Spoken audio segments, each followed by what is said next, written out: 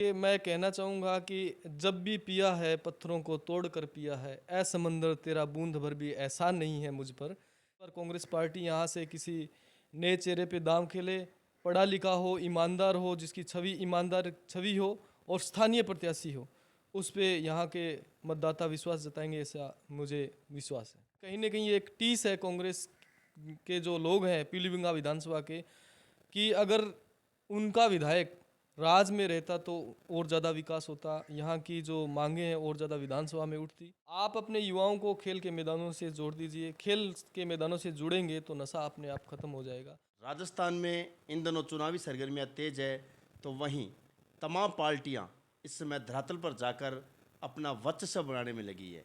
अगर बात करें हनुमानगढ़ जिले की पीलीभींगा विधानसभा क्षेत्र में, तो तमाम दावेदार इस समय जनता के बीच में जा रहे हैं। तो उन्हीं दावेदारों में से एक युवा दावेदार जो इस समय लगातार उभर कर सामने आया है और डोर टू डोर जनता का पिछले लंबे समय से दिल जीतने का काम कर रहा है। जी हाँ, मैं अब ज़्यादा समय नहीं लूँगा। आज मेरे साथ मुलाकात है, आज मेरे साथ मौजूद है खास मुलाकात में पीलीभींगा विधानसभा क्षेत्र से युवा कांग्रेस पार्टी के दावेदार सुरेंद्र भद्रवाल। सुरेंद्र जी, सबसे पहले तो चैनल में स्वागत है। आपका बहुत बहुत धन्यवाद। सुरेंद्र जी, राजनीति में कदम रख लिया है और वो भी विधानसभा का। सबसे पहले तो मैं आपका राजनीतिक परिचय जानना चाहूँगा। जी, मेरा छोटा सा राजनीतिक परिचय है। मैं 2015 में कांग्रेस पार्टी से यहाँ प्रेमपुरा जो ब्लॉक है वहाँ से कांग्रेस पार्टी का प्रत्याशी रहा, वहाँ से चुनाव जीता मैंने। वो दौर ऐसा था जिस समय मोदी लहर में कोई भी कांग्रेस का प्रत्याशी नहीं बनना चाह रहा था। मैं एमए का स्टूडेंट था, जवाहरलाल नेहरू यूनिवर्सिटी में मैं एमए कर रहा था, लेकिन पार्टी ने आदेश किया तो मैंने चुनाव लड़ा और सबके सहयोग से मैंने वो चुनाव जीता। बिल्कुल शानदार चुनाव रहा था। अगर बात करें इस समय आपकी यात्रा की, किस तरीके से आपकी यात्रा चल रहा है, क्योंकि इस समय कांग्रेस पार्टी राजस्थान में रिपीट करना चाहती है और वहीं पीलीभींगा की अगर बात करें तो स्थितियाँ उससे भी ज़्यादा गंभीर नज़र आ रही है, क्योंकि 10 सालों से यहाँ पर कांग्रेस जो है वो अपना विधायक नहीं बना पाई। देखिए, कांग्रेस पार्टी का इतिहास रहा है और इवन पीलीभींगा का इतिहास रहा है कि जब भी यहाँ से स्थानीय प्रत्याशी दिया है पार्टियों ने तो यहाँ का स्थानीय प्रत्याशी विजयी रहा है। और रही बात पिछले 2 चुनावों की, तो कांग्रेस पार्टी के जो वर्कर्स हैं उन लोगों ने काफ़ी कड़ी मेहनत की है, लेकिन उसको बदकिस्मती कहेंगे कि पिछला चुनाव कांग्रेस पार्टी हार गई। कांग्रेस के जो कार्यकर्ता हैं उन सबको इस बार पूरा मान सम्मान दिया गया है पार्टी की ओर से, लेकिन कहीं ना कहीं एक टीस है कांग्रेस के जो लोग हैं पीलीभींगा विधानसभा के, कि अगर उनका विधायक राज में रहता तो और ज़्यादा विकास होता, यहाँ की जो मांगे हैं और ज़्यादा विधानसभा में उठती। तो इस बार यहाँ के जो लोग हैं कांग्रेस पार्टी के लोग हैं और आम जो मतदाता हैं उनके मन में ये है कि इस बार कांग्रेस पार्टी यहाँ से किसी नए चेहरे पे दांव खेले, पढ़ा लिखा हो, ईमानदार हो, जिसकी छवि ईमानदार छवि हो और स्थानीय प्रत्याशी हो, उस पे यहाँ के मतदाता विश्वास जताएंगे, ऐसा मुझे विश्वास है। अच्छा सुरेंद्र जी, जहाँ आपने युवा की बात की, पढ़े लिखे की बात की है, तो तमाम चीज़ें आप में उभर कर आ रही है, क्योंकि लगातार जनता के बीच में आप जा रहे हो। लेकिन पार्टी आप पर क्यों भरोसा करे, क्योंकि और भी बहुत से ऐसे दावेदार है जो इस समय चुनाव मैदान में हैं। देखिए, पिछले दौर की अगर हम बात करें तो कांग्रेस पार्टी की बहुत सी सरकारें रही है और बहुत सी सरकारें इस वजह से चली गई है कि उनके विधायक टूट के चले गए हैं। तो अब कांग्रेस पार्टी को अपना एक कैडर देखना है। कांग्रेस पार्टी ऐसे व्यक्ति को, मेरा मानना है कि ऐसे व्यक्ति को जगह दे, पार्टी प्रत्याशी बनाए जो कि कैडराइज्ड हो, जो एनएसयूआई में रहा हो, जो यूथ कांग्रेस में रहा हो, जो किसी भी कीमत पर जीतने के बाद कांग्रेस पार्टी को छोड़कर न जाए। क्योंकि अगर ऐसी कंडीशन बन जाती है कि विधायकों की ज़रूरत होती है, पार्टी में तोड़फोड़ होती है, तो उस समय ऐसे कैडराइज्ड व्यक्ति ही पार्टी के साथ रहता है, बाकी लोग पैसे के लालच में किसी दबाव में चले जाते हैं। तो मैं मानता हूं कि मैं पिछले 16 साल से कांग्रेस पार्टी की सेवा कर रहा हूं। एनएसयूआई में मैंने पूरे भारत में काम किया है, यूथ कांग्रेस में मैं स्पोक्स पर्सन रहा हूं और कांग्रेस पार्टी में यहाँ से डायरेक्टर भी रहा हूँ। लगातार कांग्रेस पार्टी के लिए काम कर रहा हूँ।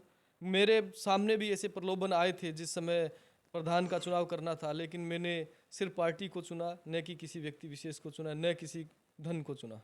अच्छा सुरेंद्र जी, वहीं चर्चा का विषय ये भी नज़र आ रहा है कि दिल्ली से तार आपके भी जुड़े हुए हैं, क्योंकि लगातार दिल्ली में आपका ठहराव है और जेएनयू यूनिवर्सिटी से जो कि आप दीक्षा आप वहाँ से हासिल कर रहे हैं, तो जाहिर सी बात है कि जहाँ दिल्ली के जो कनेक्शन हैं उनमें भी आपकी भूमिका लगाई जा रही है। तो कहीं ना कहीं कार्यकर्ताओं के बीच में ये भी चर्चा है कि जो टिकट के दरवाजे हैं वो दिल्ली से खुलेंगे? देखिए, मैं कहना चाहूँगा कि जब भी पिया है पत्थरों को तोड़ कर पिया है, ऐ समंदर तेरा बूंद भर भी एहसान नहीं है मुझ पर। तो मेरी जो मैं हूँ आज, मैं जिसको बोलते हैं सेल्फ मेड, मैंने जो मेहनत की है मैंने अपने दम पे की है। मेरा परिवार कोई राजनीतिक परिवार नहीं रहा है। वार्डपन से ज़्यादा मेरे परिवार में कोई चुनाव किसी ने नहीं जीता था, मैं फिर डायरेक्टर बना। मैंने पार्टी में सेवा की है और पार्टी ने जहाँ चाहा वहाँ मुझे लगाया और मैंने ईमानदारी से, चाहे वो आपके हाथरस का चुनाव हो, उत्तर प्रदेश का चुनाव हो, या महादेवा सीट हो, वहाँ मुझे एआईसीसी की ओर से ऑब्जर्वर भी लगाया गया। लेकिन पार्टी को विश्वास था कि हम ऐसे व्यक्ति को वहाँ भेजेंगे जो पूरी ईमानदारी के साथ काम करेगा, और मैंने किया भी। तो पार्टी ने जहाँ बोला वहाँ मैंने काम किया है। रही बात दिल्ली की, तो मैं मानता हूँ कि हमारे जो किसान परिवार से, जो मजदूर परिवार से जो बच्चे आते हैं, तो उन सबको अच्छी यूनिवर्सिटीज़ में जाना चाहिए। जवाहरलाल नेहरू यूनिवर्सिटी देश की नंबर 1 यूनिवर्सिटी है, प्रतिष्ठित यूनिवर्सिटी है। और मैं तो इससे आगे भी सोचता हूँ कि किसान परिवार से, मजदूर परिवार से जो बच्चे हैं उनको आगे ऑक्सफोर्ड में जाना चाहिए, कैम्ब्रिज में जाना चाहिए। तो यही बात है कि मैं अपनी पढ़ाई के लिए दिल्ली गया था और पार्टी की सेवा के लिए भी मुझे दिल्ली जाना पड़ा, तो मैं गया हूँ। बिल्कुल सुरेंद्र जी, आप एजुकेशन को लेकर आप दिल्ली गए, लेकिन एजुकेशन में रहते हुए आपने छोटी उम्र में आपने मुकाम हासिल किए हैं। आपने राजनीतिक कांग्रेस पार्टी की अगर बात करें तो तमाम समय समय पर पार्टियों ने आपको जिम्मेदारियां दी है और उन जिम्मेदारियों पर आप खरे भी उतरे हो। छोटी सी उम्र में पार्टी ने आप पर इतना बहुत ज़्यादा बड़ा भरोसा किया।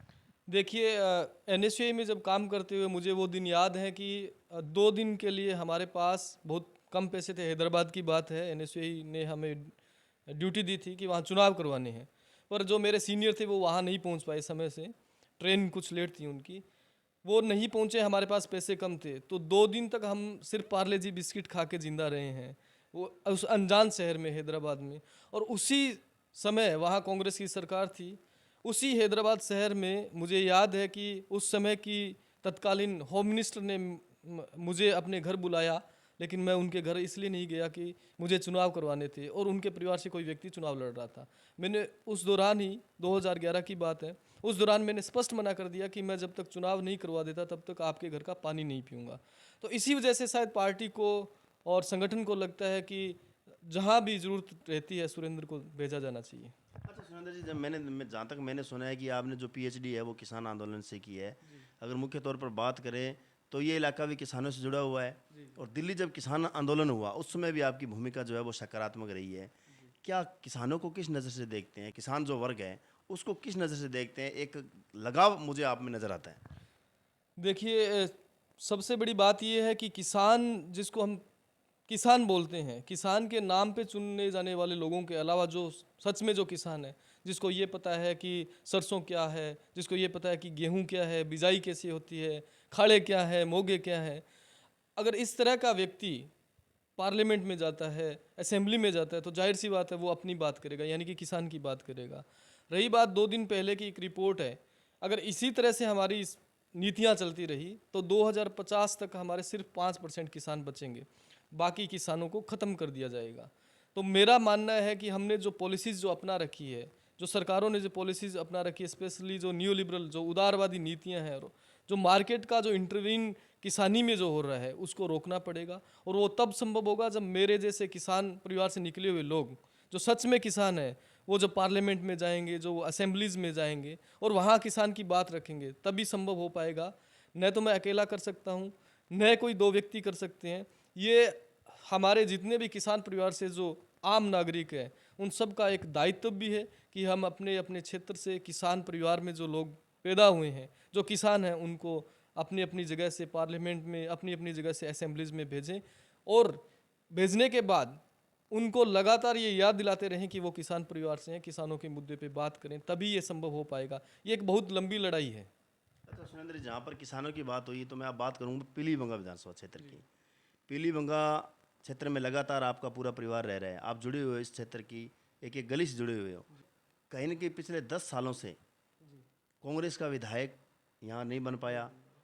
आप पीलीभंगा को किस नज़र से देखते हैं? ऐसी यहाँ पर कौन सी आपको समस्या नज़र आ रही है? आपको ऐसे लग रहा है भी आज तक जो पीलीभंगा का विकास होना चाहिए था वो नहीं हो पाया, और आगामी यदि आपको मौका मिलता है, यदि आपको यहाँ से टिकट मिलती है, आप विधायक बनते हो, तो मुख्य तौर पर उन समस्याओं का समाधान होगा? सबसे बड़ी बात यह है कि आज भी अगर हम पीलीबंगा की बात करें तो पीलीबंगा से पहले कालीबंगा का नाम आता है। वो क्यों आता है? क्योंकि यहाँ सिंधु घाटी सभ्यता का एक बड़ा केंद्र रहा है। और इस बारे में आज तक मुझे जहाँ तक समझ है कि हमारे यहाँ पर्यटन को बढ़ावा देने के लिए ज़्यादा प्रयास नहीं किए गए हैं। चाहे आप कालीबंगा की बात करें या दूसरे बरौर जो है अनूपगढ़ के पास जो बरौर सभ्यता है उसकी बात करें, रंगमेल की बात करें, तो मेरा ये मानना है कि अगर हम इन सब केंद्रों को मिलाकर एक सर्किट बनाएं तो हमारे यहाँ सिंधु घाटी सभ्यता के जो पुराने अवशेष जहाँ मिले हैं उनका एक बड़ा अच्छा सर्किट बन सकता है और उसको हम विश्व स्तरीय पहचान दे सकते हैं। जब इस क्षेत्र की विश्व स्तरीय पहचान होगी तो यहाँ जाहिर सी बात है कि अलग अलग देशों से लोग आएंगे, पर्यटक आएंगे और पर्यटन को बढ़ावा देने से यहाँ के जो आम नागरिक है, जो लोकल है, उन सबको फ़ायदा होगा। उन सब के जो यहाँ जितनी भी चीज़ें हैं वो बिकेंगी, उनका रोज़गार बढ़ेगा। तो मेरा मानना है कि सबसे बड़ी जो बात होनी चाहिए, स्पेशली जो पीलीबंगा विधानसभा की है, वो कालीबंगा का विकास होना चाहिए, यहाँ पर्यटन को बढ़ावा दिया जाना चाहिए। दूसरी जो बात है कि यहाँ मिसिंग लिंक्स की बड़ी एक समस्या है। दूसरे विधानसभाओं की तरह यहाँ मिसिंग लिंक जो है उनकी बहुत बड़ी समस्या है। जो भी बॉर्डर विधानसभा के जो बॉर्डर के एरियाज़ हैं उनके जो मिसिंग लिंक्स हैं वो आज नहीं बन पा रही हैं। तो एक बहुत बड़ी समस्या है कि कनेक्टिविटी जो है, रोडों का जो जाल होना चाहिए वो रोडें नहीं है। कुछ कुछ गांव में पेयजल की समस्या है, हालांकि जेजेएम के द्वारा वो समस्याएं हल हो रही हैं, फिर भी पेयजल की समस्याएं हैं। खेल मैदान की एक बड़ी समस्या है, खेल मैदान की, कि गांव में खेलों को बढ़ावा ग्रामीण ओलंपिक के द्वारा दिया जा रहा है, लेकिन बहुत से गाँव में जगह पड़ी है, सरकारी जगह है, लेकिन वहाँ प्रॉपर जो खेल मैदानों की कमी है, उनमें सुविधाएँ नहीं हैं। तो उन सबको ये समस्याएँ हैं। और प्राइमरी हेल्थ की बात करें तो CHC PHC बने हुए हैं। पीलीबंगा में भी ट्रॉमा सेंटर है, वहाँ MD डॉक्टर की लगातार डिमांड होती रही है, लेकिन वो उन डिमांडों को देखते हुए उतना प्रॉपर काम नहीं हो पाया है, क्योंकि हमारे यहाँ विधायक अपोजिशन पार्टी के थे। इसके अलावा अगर हम प्राइमरी एजुकेशन की बात करें तो उसमें एक बहुत बड़ी दिक्कत ये है कि प्राइमरी स्कूल्स हैं, वहाँ जो हमारे 3rd ग्रेड और 4th ग्रेड की पोस्टें नहीं हैं। जबकि आप देखते हैं कि प्राइमरी स्कूल के जो टीचर हैं सारा दिन वो उनका जो टाइम है वो पोषाहार में, वो कागज़ पूरे करने में लगा रहता है। तो अगर हम यहाँ से जाते हैं, विधानसभा से मौका मिलता है, तो मेरा इस पे पुरजोर समर्थन रहेगा। मैं इस पे पूरी बात करूँगा कि किस तरह से प्राइमरी जो शिक्षा उसको बढ़ावा दिया जाना चाहिए, स्कूलों का विकास कैसे हो, SMC को किस तरह से मजबूत करके हम स्कूलों का एक डेवलपमेंट कर सकते हैं। अच्छा सुरेंद्र जी, युवा चेहरे के रूप में आप उभर कर आ रहे हो, तो युवा की भी बात करना चाहूँगा, जहाँ एक और सबसे बड़ी जो समस्या है कह सकते हैं वो नशा। आज युवाओं के अंदर सबसे ज़्यादा जो है वो घर करता हुआ जा रहा है। हालांकि नशे में युवा एक बर्बाद होता है, लेकिन पूरा परिवार उसकी कीमत चुकाता है।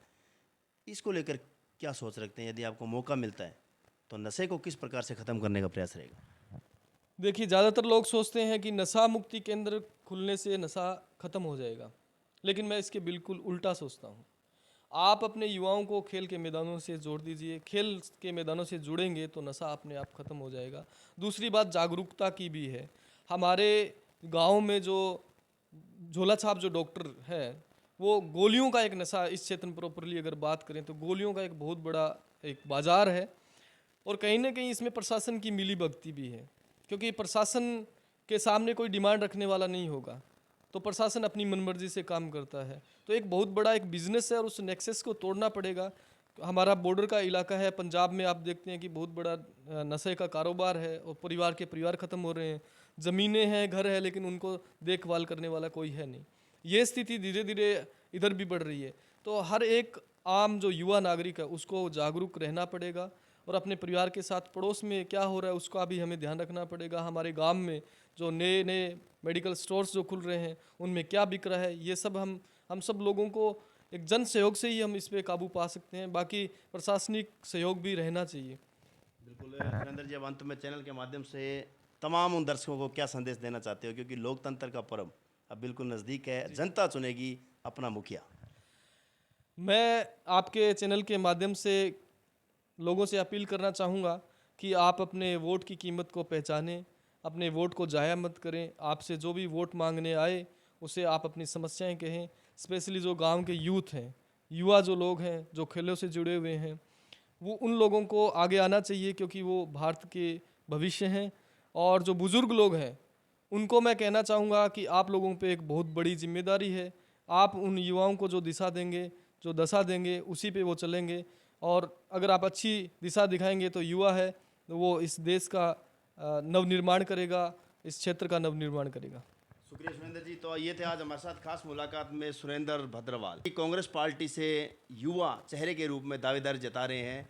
विधानसभा क्षेत्र पीलीभीत की अगर बात करें तो सुरेंद्र जी का कहना है कि बहुत से ऐसे विकास कार्य हैं जो अभी तक होने बाकी हैं।